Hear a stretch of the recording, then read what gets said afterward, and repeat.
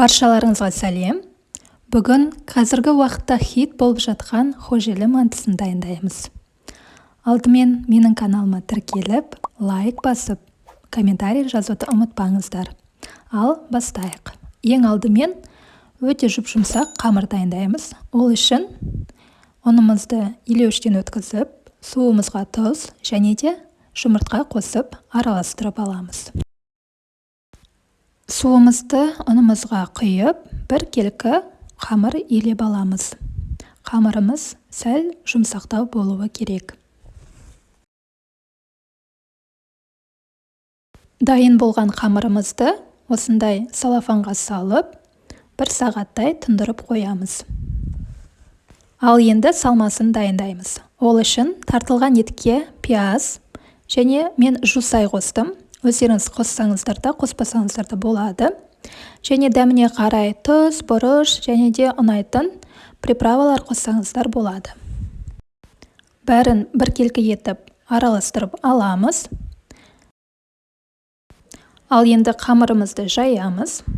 Ол үшін осылай оның үстіне ұн сеуіп, қамырымызды 2 бөлікке немесе 4 бөлікке бөліп алсаңыздар болады. Ал қазір қамырымызды өте жұп-жұқа қылдырып жайып аламыз.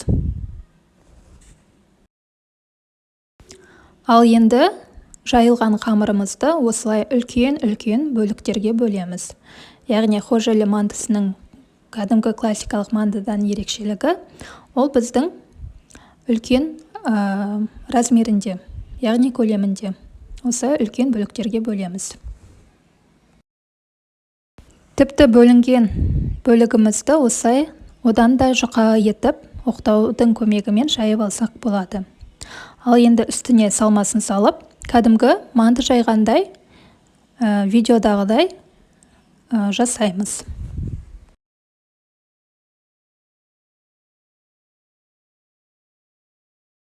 Ал енді манты варкамызды жақсылап тұрып майлап, үстіне хожелі мантыларымызды саламыз.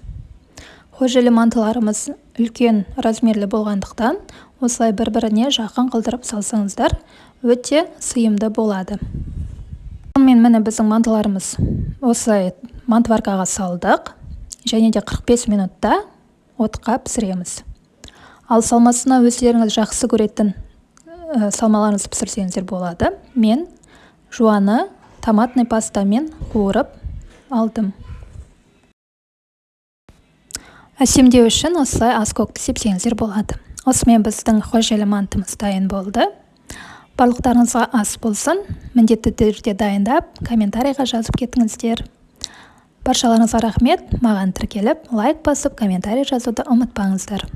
Сау болыңыздар.